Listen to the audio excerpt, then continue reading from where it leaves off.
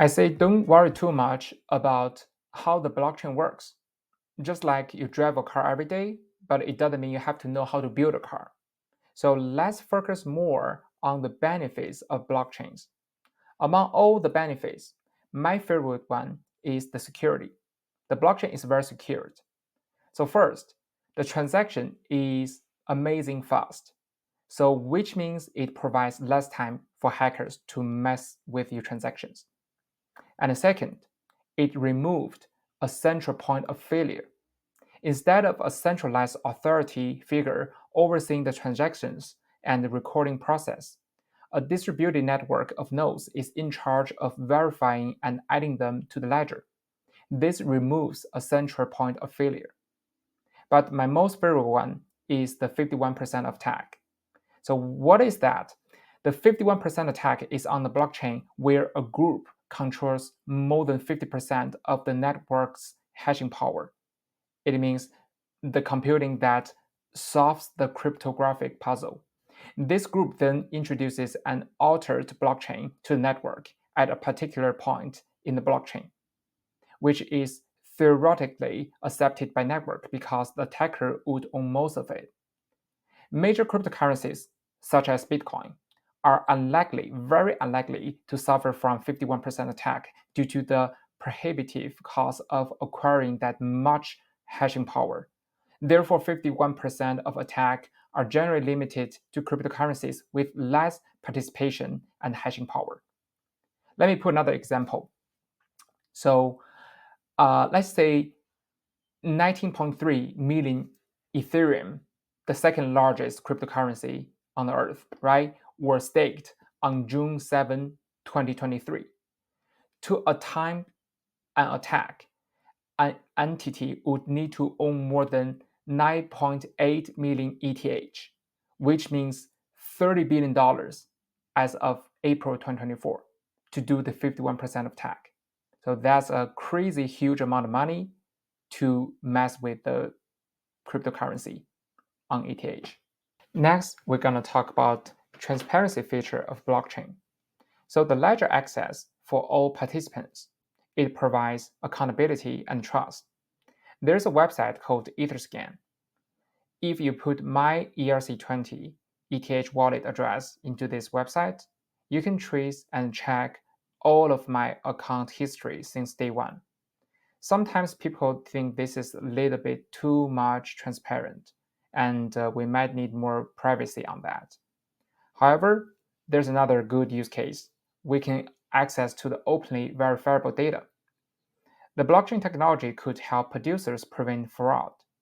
According to a recent IBM study, 71% of consumers indicate traceability is important and are willing to pay a premium for brands that provide it.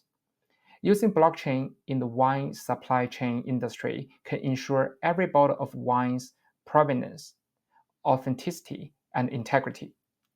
Blockchain software geolocates and timestamps the birth of a product on a smartphone. For wine, that's where the fruit was grown and when it was harvested. When the wine is bottled, that information transfers electronically to the software's tax stamp NFC chip. The software also records when the bottle is opened. A smartphone scan of the cap can tell a distributor, retailer, or even the consumer if their bottle has been tampered with. It can also ensure the wines reach the consumer's taste as the winemaker intended. Blockchain is also about efficiency. There are no middlemen, super fast, and low cost. Traditional finance is sometimes very slow, mainly because transactions involve several intermediaries.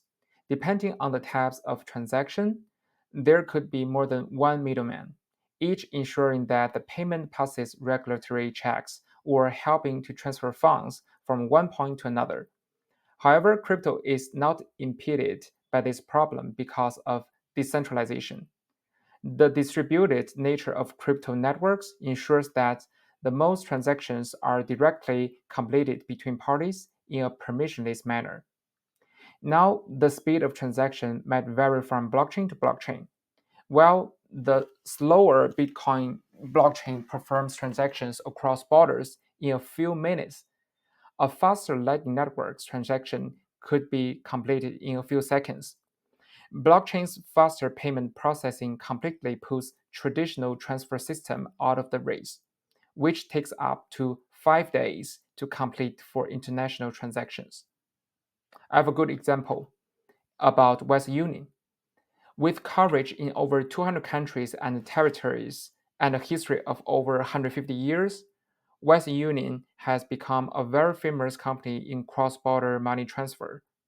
When I was in college, actually my family used that many times.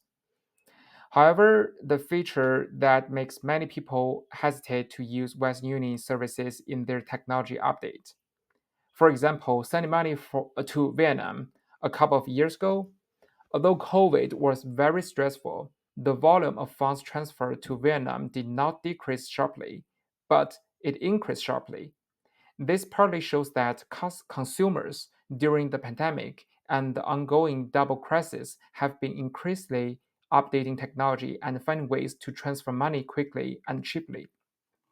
It can be said that when cryptocurrencies was not born, Western Union and MoneyGram were two strong competitors in the cross-border remittance segment. So when the crypto industry's giant, Stellar, which is a very famous blockchain, chose to invest in MoneyGram to revolutionize the game of cryptocurrency money transfer, Western Union has been considering how to get into this highly developed field rapidly by collaborating with Ripple to create a new service for people. Two giants of the cross-border money transfer market showing interest in cryptocurrencies is encouraging for the future growth and the potential contribution of these cryptocurrencies to the market. Many businesses today would switch to or add cross-border payments and remittances in cryptocurrency. Now I'm gonna talk about anonymity. In cryptography, zero knowledge, usually we call it ZK, proofs let you convince me that you know something or have done something without revealing the secret thing. Let me put an example. If I do not know Regina, yet she claims also to be a member of Harvard AE, how can I know if I can trust her? Luckily, Harvard AE has a locked safe, and only our group members know the secret combination code to gain access to the safe. So here are the four magic steps. First, I'm gonna write a secret message and place it in the locked safe. And second step, the prover, Regina, who fulfills the requirements, knows the combination code and opens the locked safe. And next, Regina returns the secret message to me. The last step. Now I'm convinced that Regina really knows the combination code and can therefore be trusted. It's proof that we're all team Harvard AE. Let's talk about immutability. If you watch the last couple of slides and learned how the blockchain works, you might understand once a node enters the transaction information into the blockchain, there's no way that it can be tampered with or changed unless there's gonna be a 51% attack, right? So here is a real life example in Sweden. Sweden is currently reaping the benefits of this feature. Its land registries use a blockchain-based system which helps it record land ownership easily and maintain a permanent and unaltered database for all the real estate in the country. I'm wondering if one day the US government gonna put driver licenses on the blockchain. I have to say, I'm sorry, freshmen, in college, there are no more fake IDs.